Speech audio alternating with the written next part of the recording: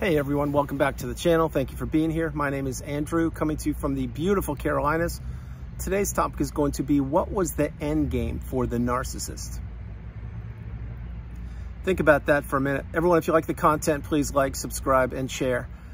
So I'm jumping right into this, the end game. There's always an end game for the narcissist. There are micro end games, there are medium-term end games, and long-term end games. And when you were in the relationship with the narcissist, you didn't think of anything being an end game, because an end game means you already know what is going to happen in the future, or you are going to work towards that. And that is not a good thing, usually, because when you're in a stable or healthy relationship with another person, there should be no games at all. You should be able to be authentic, honest, genuine, forthright.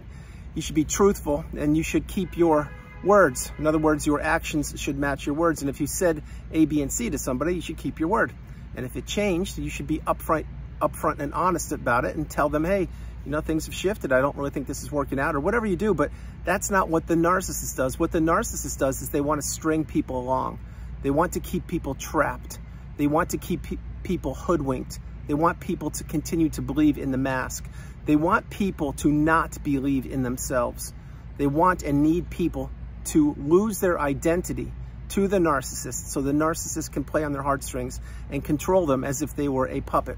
This is what the narcissist does. So as the thumbnail mentions, what was the end game for the narcissist? Let's say short term. Maybe your friend who turned out to be a narcissist was trying to get a little too close to you, and they wanted access to the beach house, or they wanted access to a country club or a hobby group that you were a part of that perhaps was exclusive, or they couldn't get in it on their own. The narcissist then what would they do? Well, they would act all buddy-buddy, and they want to get access to whatever that was. And remember, this is a short-term mindset. It's a short-term goal for the narcissist, end game, if you will. Once they get access to, let's say it's a country club or some place like that, then now you've introduced them to one of your places that you held in high esteem, and you had people in that country club that had your best interest at heart, meaning they knew you, and when you introduced the narcissist to them, they figured that you vetted the narcissist, but back then you didn't know that they were a narcissist. So what happened? When that happened, then they figured out who your friends were. They got close to your friends. They figured out who was who, and then they began to drive wedges between you and anybody that mattered to you. That is one small example.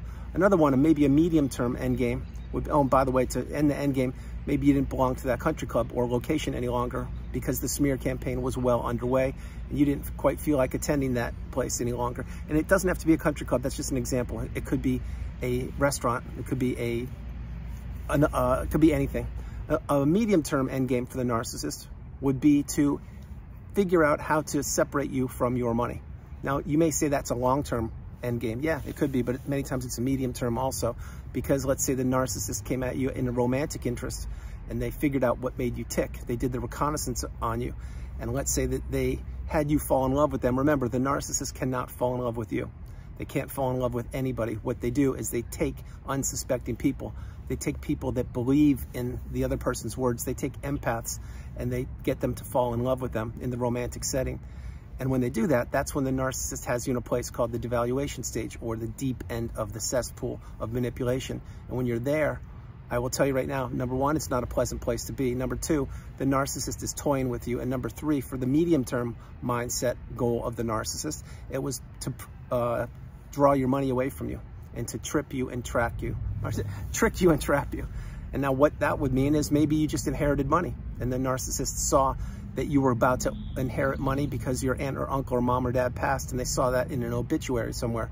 Well, then the narcissist would perhaps attend that ceremony, the viewing or the funeral, and maybe you knew them, maybe you didn't know them. That doesn't matter. The point is, they would play on your heartstrings because they knew you were vulnerable, and they knew that you came from a wealthy family, or your parents or whoever just passed had money, and they put two and two together and they said, okay, wow, I can reappear. Let's say that the person did know you from high school, as an example. Okay, well, they did know me. Years have gone by. I'm now in a vulnerable position. I just lost my mom or dad or aunt or uncle, whoever it was, and I now am going to have a boatload of money, enough money that I can't spend in 10 lifetimes. And then lo and behold, who comes knocking on my door? It's the narcissist. and they buddy up to me and they see me at the viewing or the ceremony and they say, wow, it's been so long, you look like you're really having a tough time. Maybe we should grab a cup of coffee and, you know, rekindle our friendship from years ago. One thing leads to another. You fall into the trap, i.e., let's say it turns into romance quickly because you are vulnerable, and this is just one example. And then you now think, wow, this person really is there for me. They really were there for me when I was crying, and they told me how much they cared about me and loved me, etc. And lo and behold, what was the purpose of the narcissist doing that? It wasn't because they loved you. It was because they wanted to take your money from you. So the next thing you know, perhaps what you do is you let them live in your house with you, or they move in with you, or you put them up in an apartment, or you buy them something, or you go on trips that you are paying for. And then slowly but surely, the narcissist wants more and more and more. And not just of your time, your energy, and your empathy, but of your money. That would be an example of a medium-term goal of the narcissist. And a longer-term goal, you could say it would be virtually the same thing. But let's create a new one. The long-term goal, you marry the narcissist. You don't know what narcissism is. You have children with them. The children and you are in the family. As the children grow older, you realize that the person you married, who turns out to be the narcissist, is by far not the parent of the year. And they're now devaluing you and your parenting skills. And they're driving wedges between you and the children and virtually anybody that matters to you. But now you have kids. Let's say you have a few kids. Well, what happens there? As the kids get older, at times, not always, but the narcissist will try to turn them into themselves, or certainly turn them against you. And you find yourself battling an uphill battle because the narcissist is spreading rumors about you, or saying that, don't listen to mom or dad, don't worry about them, I'll take care of it. Because the narcissist there, with the long-term goal, was trying to divide a huge wedge between you and what mattered to you there, which were your children or even stepchildren. And then what happened? Then you figured out, okay, this person, i.e. the person you married, is not a stable person. I need to get away from them. And let's say that you filed for divorce after years and years of abuse, and verbal abuse, and mental abuse, physical abuse, financial abuse, spiritual abuse, every abuse possible. Well, then you filed for divorce, and then perhaps you found that needle in a haystack, and you figured out, oh my gosh, I married a narcissist. But perhaps you didn't. Point being, let's say you did. Well, then now you know the divorce is going to be dragged out, your assets are going to take a hit, and most likely you are enduring the smear campaign, not only with your own children, but with virtually everybody who knew that you knew via the narcissist. In other words, anybody that you introduced the narcissist to, which includes your immediate family members and everybody, or coworkers, etc. This is what the narcissist does. They want to inflict as much damage on relationships and on people as they possibly can. There is no goodness in the narcissist. There is no abundance in the narcissist. What you have is an empty shell. You have a person who what they want to do is take. And when they're done, what do they want to do? That's right, they want to take more. And they know what they're doing. If you even for a moment think that the narcissist doesn't know what they're doing, think again. They put their clothes on the exact same way as you do. They breathe the same air, and they have a decision each and every morning when they wake up to stand for goodness or not goodness. But you see, this thing called life to the narcissist, it is not to be cherished, experienced, honored, relished, and enjoyed.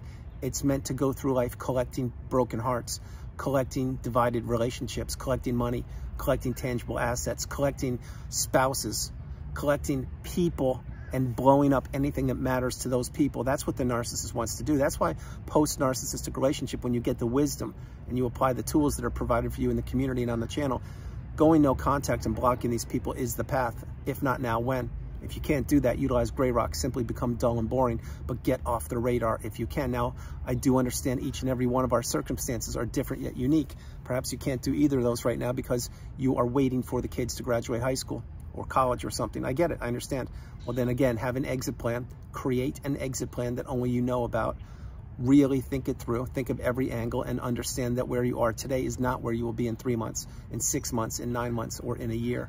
Because if you really have a plan and you execute it, you can get out of this relationship a little bit differently than if you did not have an exit plan. Planning and preparation is key. It's instrumental in life.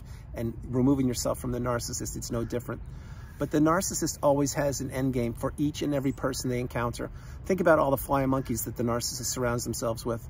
Each and every one of those people, they are A, not only safe, meaning they could be a target, B, they become targets, and C, those relationships get broken up just as easily as yours did. You may not think that's the case, but the narcissist needs disruption. They need confusion. They need to keep little groups of people away from each other, and they need to be able to run to these little groups of people in case one of the other bubbles blows up. When you got discarded, if you did, and if you did, my heart goes out to you. Think about how challenging it was for you. Your whole world was turned upside down on a dime. And all of the hopes, dreams, and aspirations that you placed into that one person in the relationship, the narcissist, they went out the window in a second. That is not a fun experience to go through. Believe me, I know what it's like. But what I'm sharing with you is when you were discarded, again, this was not good. It was not a fun thing to go through, but you had to heal. You had to heal from the relationship. You had to find that needle in a haystack and understand that it was a narcissist you married. You had to practice radical acceptance. You had to understand that there was no other way. You had to go through that relationship, and that in fact the narcissist knew you way before you knew yourself. They sized you up. They figured out what made you tick. They looked at what you could do for them. They knew when the end game was going to close, and then that's when they discarded you. So many times people say, hey, does the narcissist know when they're going to discard people? I mean, each and every narcissistic relationship is different yet similar. They're unique. And the narcissist usually discards people right before key events, their birthday, a holiday, a death in the family, a job loss, a health turn, or pivotal times, pivotal periods of time, or a birth of a child. The narcissist knows what they are doing. You need to get that point across. And there is an end game. Just like there's an expiration date for each and every narcissistic relationship, there's an end game for the narcissist. The narcissist doesn't just go searching for an average human being. They go for a beautiful, bright, shining light, like the sun shining above my head. They go for people of high value. When I say high value, I mean high levels of empathy, of love, of kindness, of commitment, of perseverance. The narcissist looks for things in other people that they do not possess themselves. Really understand the message. So that's why many people, when I have one-on-one sessions with people, they will tell me that they feel like they've been targeted their whole life, or how come they can't shake the narcissists, plural that is. It's because the truth of the matter is there are way more toxic individuals on the planet than there are true empaths. And you may say, well, what's a true empath, Andrew? Well, if you know, you know. It's that simple. If you've been the white sheep or the black sheep in the family your whole life, and you've been the glue that kept the family together, you've been the problem solver, and you can feel deeply, and you can read a room just the minute you walk into it, and you can feel the energy of somebody just by watching their expressions, there you go, that's you. But that is not most people. Most people are not the narcissist, and certainly most people are not the empath. They're somewhere in between. Again, we're all human beings. We all breathe the same air and put our clothes on the same way. The difference is, do you stand for goodness or do you stand for not goodness? The narcissist stands for not goodness. They just want to take, manipulate, destroy, wash, rinse, repeat, or rinse, wash, repeat, whatever that is. The empath doesn't want to quit. They want to stay on the path. They want to help people, at times to the detriment of themselves. That is why once you come through the cycle and you rise through the ashes like a phoenix, and you really have put the hard work and the heavy lifting into yourself, and you've processed childhood wounds, you've seen a therapist, you've journaled, you've watched videos, you've read, you've meditated, you've slowed your life down. When you've really done all of that heavy lifting, and it takes a lot of time to do that, but when you do it, that's why you're changed forever. That's when you become the educated empath. That's when you become in the third version of you. Not the first, not the second, but that's when you enter the third version of you, the strongest, most galvanized version of you known to humankind. It's a place that you did not even know existed, but now you see the world through a whole set of eyes that is brand new for you. It's almost as if you're reborn because you had to go through that cycle. There was no other way. And now that you've conquered the narcissistic abusive cycle and you've risen through the ashes like a phoenix, you are changed forever. You are transformed into something that I would akin it to not only a superpower, but your ability to discern and to recognize patterns is so much clearer now because you don't have the weight of the relationship on your shoulders. You're not trying to put out fires left, right, and center. There is no end game to any relationship that you have or you are a part of now. And that is why all these people get weeded out post-narcissistic relationship, because many of them are flying monkeys. Many of them did not have your best interest at heart. Some of them may have, but I'm certain that most of them did not knock on your door when you got discarded. And most of them did not say, hey, how are you doing? Are you okay? Is everything okay? Do you want to grab a cup of coffee or anything? They don't do that usually because people have their own concerns and they can't wrap their head around what narcissism was or is. And also they've never gone through the cycle. So it's like speaking a foreign language to you, which is not like speaking with me. When you speak with me, I understand this crystal clearly. I've been through the cycle. My hope is you haven't, but most likely if you made it this far in the video, you have. So you and I speak the same language. And this is a very, very high level language that any money on the planet cannot pay for. No university can teach it. Either you went through it or you didn't. It's that simple. And I can finish your sentences in a moment. And I'm certain you can finish my sentences if you've healed, if you've reached that pinnacle of indifference, that mountaintop of indifference. And that's where we all want to get to. And that's where many of us are arriving. I will tell you right now, when you get to that mountaintop of indifference, the pinnacle, and you are looking down on on the ground, which is way down below you. There are so many broken relationships that you're looking back upon. The narcissist is down there, and there are other relationships and all the people that you have gone through life with. This is not to say those people aren't good people. That's not what I'm saying. I'm saying once you have gone through the cycle and healed properly, you're on such a high vibrational state that mundane, boring conversations, they're hard for you to have. And searching for people that speak your language, they're out there. Those people are out there. I'm one of them, and so are you. But to find these people is a little more difficult. But they are out there. Believe me when I tell you, I work with them each and every day. Before I close the video, I want to say this. Whoever on YouTube is copying my content and using AI to put it on their own channel, please don't do it. Create your own content. Be original.